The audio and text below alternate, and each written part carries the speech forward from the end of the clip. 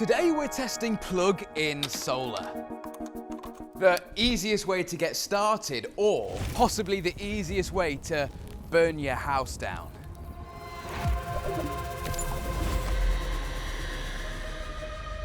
So this is a micro inverter that I bought, and bar the solar panels, this is kind of the unsung hero of this whole operation, and we'll talk more about this in a little while. So far in my solar setup, I've been using a couple of panels on the roof to keep these batteries here topped up. I started small on my shed and grew to now 2 batteries that have migrated into my house. And so far with this, I've been taking loads off the grid, like my network rack and AV rack behind me, by simply doing this. But the problem is the manual process of switching over these loads, and of course the upfront cost of these batteries. Yeah, they ain't cheap. So back to this device. It's fairly simple, and with that fairly inexpensive at only £99, but what does it actually do? So what happens with this is you've got your MC4 connectors on the bottom. You're connecting a couple of solar panels. This microinverter then takes the DC power and converts it to AC, puts it out of this little cable here, which then connects to this cable, and then this simply connects into your house. That's it. So solar panels, this device plugged into a standard outlet will save your energy bills. Seems too good to be true to me. So before I explain to you guys that this can be slightly illegal, I want to see if it works first. Now, to be clear, what I'm going to show you in this video, totally legal, and we'll get into the legalities a little bit later. But the reason it doesn't come with a UK plug on this is because these were big in the EU market, and now they're basically everywhere. This stuff started out as a system called balcony solar, or DIY solar, where people are putting solar panels on their balconies and powering their house. Now, to me, this seems pretty dangerous because I've got some voltage coming down from my solar panels into this device right here, which is then connected to this. So if I touch this, is that not gonna electrocute me? And no, that's part of the safety feature inside of this device. But as soon as we plug this device into an electrical outlet, now that that's plugged into the wall, it should be live, but we're passing power not to this device, but from this device into our house's grid from our solar panels. That's it. I'm now saving money on my electric bills, but we don't know what's happening here, so let's download the app.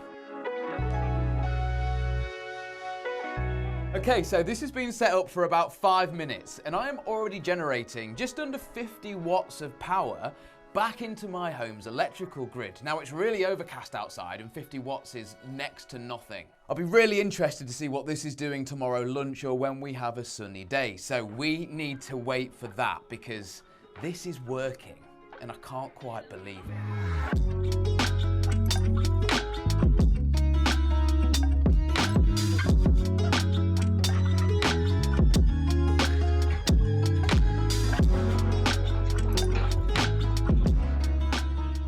So we came to film earlier and the weather was fucking terrible, but it's cleared up a little bit now and I'm excited because I've just installed these. I had some 500 watt solar panels delivered earlier this week and I installed them with some proper rails on the roof, all bolted down, which made me so happy to remove my old sketchy panels. This looks so much better.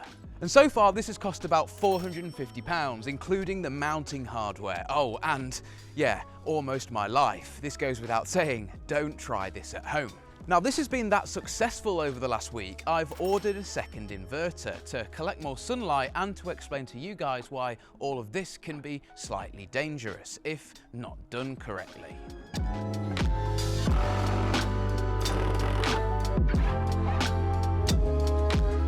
So I've built this board to explain to you guys what can go wrong in a situation like this if you were to buy multiple inverters and tie them all together. Here's my 2, and this has been properly installed. You've got 4 panels on the roof, so 1, 2, 3, 4, and then you've got each of the grid tie connections. Now before I slapped a plug on this and plugged it straight into the wall, and I think most people will too, but in this setup I've connected them directly to two separate fused spurs. Two cables then run from these fused spurs into my house's electrical grid. Now this is where things get a little bit dicey. If you were to plug two of these inverters into the same electrical outlet in your house, you would be fine. Both the cables in your wall and the receptacles on the wall could accept two microinverters. Should you? Probably not a good idea. God forbid you were to plug two of these into an extension cable. Again, I could see a lot of people running an extension cable down the bottom of the garden and hooking in a few of these. And here you can see an example of what happens if you overload a receptacle here in the UK. The thing burns, gets hot, and could eventually start a fire. And no, this wasn't caused by these, that was actually caused by a faulty EV charger. But it just goes to show that things do get hot and start to burn. If you would like a setup like this with multiple units, it's really important that you run each of these units to their own radial inside your house. In layman's terms, in the flipboard inside of your house, you should have a few separate socket circuits. Don't connect two of these to the same circuit. If you want to, just make sure they're on separate circuits within the house, and therefore you should be just about okay. Now, with all of that explained, yes, this system does work, and it works really well. Let's go and see what sort of an impact this is having on my electricity bill. This is my in-home display, and it tells me how much power I'm currently sucking from the grid. Around 500 watts currently. Now this figure is a result of what's on in my house 24/7. Let's call it phantom drain. For me, that's things like home network servers and smart lamps, even when they're turned off. Security, AV equipment, even when your TV's in standby, it can still sip power. Now this 400-500 watt of phantom drain is currently costing me around £2 a day on my daytime tariff, which isn't bad at all, but can we do it for free? Now obviously you guys know that I've got 4 panels up on the roof with 2 inverters, so that's what I'm going to be basing these results off. It's currently the start of April and it's sunny outside, which basically means I'm taking 0 draw from the grid, which is absolutely amazing. Now you'll see it spike up when my boiling tap tries to reach temperature, and then it quickly goes back to 0 draw again. Amazing, but it's not all sunshine and rainbows in the UK. Is it? Now this is why it's a good idea to get 2 of these inverters, because even on a cloudy day at the start of April, each inverter is only doing 150 watts, but with 2 of them, that's 300. So that's just shy of my entire phantom drain or standing load when it's overcast here in the UK, which means I'm basically just sipping power even when there's no sun outside, which is massive, even with all of this kit running 24/7. So in a nutshell, what's it been like to live with, and more importantly, should you get one as a smart investment for your house and energy bills? Now my honest take on all of this stuff is that it is kind of incredible. I've done a few more of these balcony solar installs since I've put this one on my roof, and so far everybody is super impressed. Now it's still early days as far as summertime is concerned here and around the world, so it will be dead interesting to see how these panels get on in the height of summer, but so far in spring, yeah, I'm impressed. But if you are thinking about doing this yourself, please just bear in mind a little bit of common sense. You're messing around here with 240 volt live electricals. You don't want to run a few of these units through extension cables and end up burning your house down, because that legitimately could happen if this stuff isn't dealt with in the right way. As long as you take the correct precautions, you can do this safe and save money on your energy bills.